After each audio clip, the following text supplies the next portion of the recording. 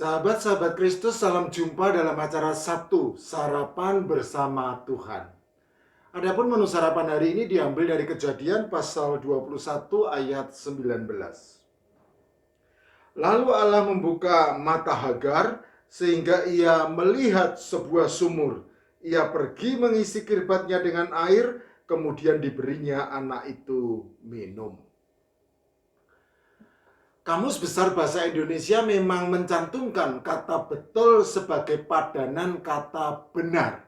Sehingga kedua kata yang sering kita pergunakan di dalam percakapan sehari-hari ini dapat dipertukarkan tanpa mengalami perubahan makna. Jadi, betul adalah benar dan benar adalah betul. Uniknya, meskipun betul sama dengan benar, tetapi ketika sama-sama ditambah awalan ke dan akhiran an, maka maknanya menjadi berbeda. Sehingga kebetulan tidak sama dengan kebenaran. Apabila membaca Alkitab dari Kejadian sampai Wahyu, maka kita akan mendapati banyak sekali kata kebenaran. Tetapi hanya 2 kali menjumpai kata kebetulan yang tercatat pada 1 Samuel pasal 6 ayat 9 dan Yeremia pasal 18 ayat 3. Apakah kata kebetulan yang tercatat pada kedua ayat tersebut betul-betul merupakan kebetulan? Silakan sahabat-sahabat Kristus membacanya sendiri dan mengambil kesimpulan sendiri. Tetapi bagi saya, tidak ada yang disebut kebetulan. Karena semuanya sudah ada di dalam rencana Allah yang maha tahu dan maha kuasa. Sebagai contoh, mari kita mengikuti teks yang menjadi menu sarapan hari ini. Apabila diletakkan di dalam konteks peristiwanya secara lengkap, maka kita mengetahui bahwa kisah diawali dengan diusirnya Hagar dan anaknya Ismail oleh Abraham atas desakan dari Sarah pada waktu penyapihan anaknya Ishak. Kejadian pasal 21 ayat 8 sampai 10. Oleh karena itu, keesokan harinya pagi-pagi Abraham mengambil roti serta sekirbat air dan memberikannya kepada Hagar, kemudian menyuruhnya pergi. Maka pergilah Hagar beserta dengan anaknya mengembara di padang gurun Beersheba. Ketika air yang dikirbat itu habis, diletakkannya lah anak itu ke bawah semak-semak. Dan ia duduk agak jauh, kira-kira sepemana jauhnya, sebab katanya, "Tidak tahan aku melihat anak itu mati." Lalu ia menangis dengan terseduh-seduh. Allah mendengar suara anak itu, lalu malaikat Allah berseru dari langit kepada Hagar, katanya kepadanya, "Apakah yang kau susahkan, Hagar? Janganlah takut, sebab Allah telah mendengar suara anak itu dari tempat ia terbaring. Bangunlah, angkatlah anak itu dan bimbinglah dia, sebab aku akan membuat dia menjadi bangsa yang besar." Kejadian pasal 21 ayat 14 sampai 18. Nama Ismail berarti Allah kiranya mendengar. Dan ternyata ketika Ismail sedang mengalami kesusahan, nyaris mati kehausan di padang gurun Beersheba, maka Allah betul-betul mendengar dan memberi pertolongan tepat pada waktunya. Kejadian pasal 1 ayat 19 dengan jelas mencatat, "Lalu Allah membuka mata Hagar sehingga ia melihat sebuah sumur. Ia pergi mengisi kirbatnya dengan air, kemudian diberinya anak itu minum." Jelas bahwa sebelumnya Hagar tidak melihat adanya sebuah sumur yang terletak tidak jauh dari tempat ia duduk. Itulah sebabnya ia merasa putus asa dan menangis terseduh-seduh karena tidak tahan melihat anaknya mati kehausan di padang gurun Beersheba. Tetapi ketika Allah bertindak, maka Hagar yang sebelumnya tidak melihat keberadaan sumur itu kemudian menjadi melihatnya, lalu mengisi kirbatnya dengan air dan memberi anaknya minum. Apakah itu kebetulan? Saya yakin bahwa itu bukan kebetulan. Jelas bukan kebetulan apabila Hagar duduk di situ. Dan juga bukan kebetulan apabila Di dekatnya ada sebuah sumur yang sebelumnya tidak dilihatnya. Semuanya hanya menunggu waktu yang tepat ketika Allah bertindak dan memberi pertolongan kepada umatnya. Beberapa hari yang lalu ketika saya sedang mengetik naskah khotbah di malam hari, tiba-tiba pandangan mata saya yang fokus menatap layar monitor komputer menjadi kabur. Saya mencoba memejamkan mata. Tetapi ternyata hal itu justru membuat saya merasa pusing. Kepala terasa berat dan mata berkunang-kunang. Saya mencoba menghirup napas panjang untuk menenangkan diri, lalu menghembuskannya perlahan-lahan. Tetapi rasa pusing justru bertambah dengan rasa mual. Ketika saya mencoba berdiri untuk mengambil minuman, maka bumi serasa berputar lebih cepat dari biasanya, sehingga langkah kaki saya menjadi sempoyongan. Saya segera ke kamar mandi, tetapi badan merasa lemas, tidak berdaya.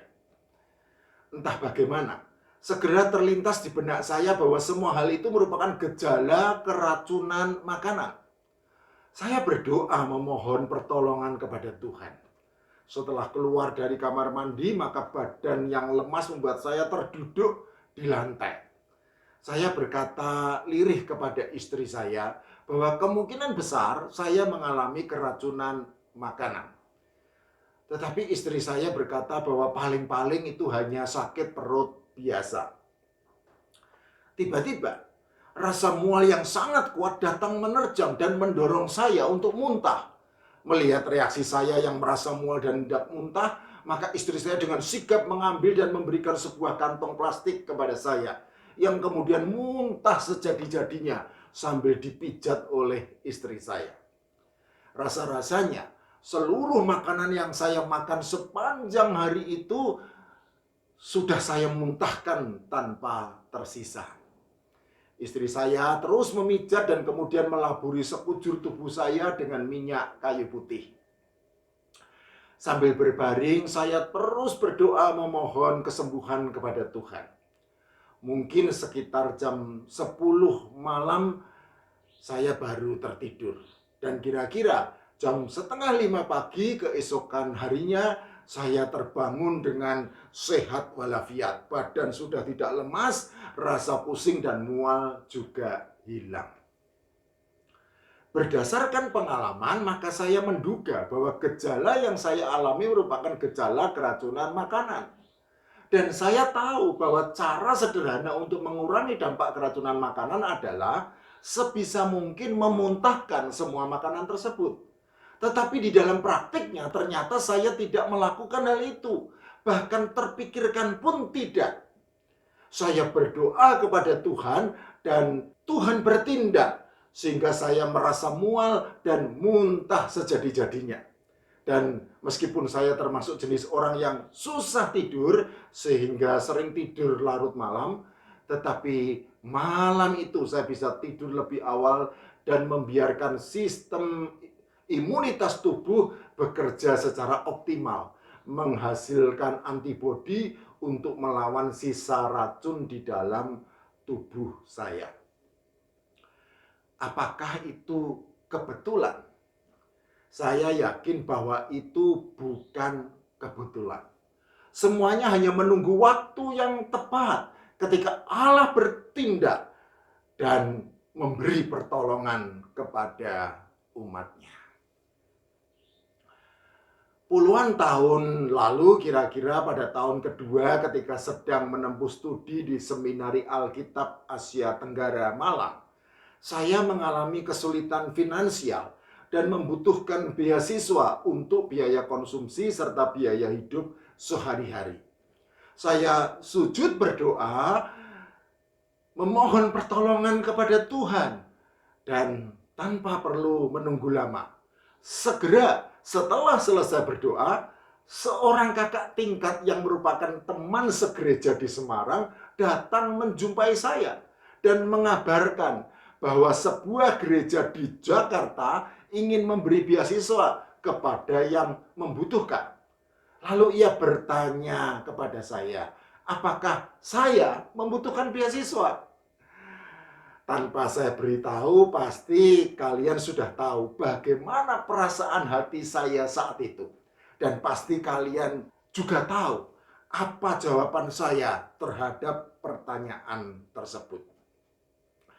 Apakah itu kebetulan? Saya yakin bahwa itu bukan kebetulan. Tentu saja masih banyak lagi peristiwa sejenis yang terjadi dalam perjalanan hidup saya. Yang apabila dikisahkan semuanya pasti akan menyita waktu berhari-hari, berminggu-minggu, bahkan berbulan-bulan.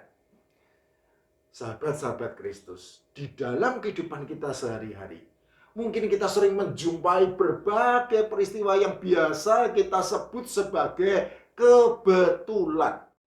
Tetapi apakah kebetulan itu betul-betul merupakan kebetulan? Saya yakin bahwa semua yang disebut kebetulan itu bukanlah merupakan kebetulan. Karena dalam iman percaya kepada Allah yang Maha Tahu dan Maha Kuasa, tidak ada yang disebut kebetulan.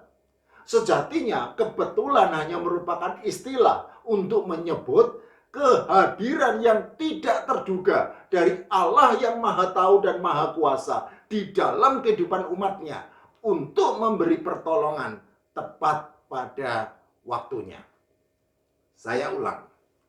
Sejatinya kebetulan hanya merupakan istilah untuk menyebut kehadiran yang tidak terduga dari Allah yang Maha Tahu dan Maha Kuasa di dalam kehidupan umatnya untuk memberi pertolongan tepat pada waktunya. Sebagai penutup, saya akan menuturkan sebuah kisah indah dari Josh Muller, seorang pendeta pengelola panti asuhan anak di Bristol, Inggris, yang rajin mencatat doa-doanya kepada Tuhan di dalam buku hariannya. Suatu pagi seluruh anak panti asuhan yang berjumlah kira-kira 300 anak berkumpul untuk sarapan. Di atas meja makan tertata rapi piring-piring kosong. Karena memang tidak ada makanan yang dapat diberikan oleh Josh Muller yang sudah kehabisan uang. Tetapi meskipun demikian pagi itu ia tetap memimpin doa makan seperti kebiasaannya selama ini. Baru saja Josh Muller selesai berdoa, terdengarlah suara pintu diketuk.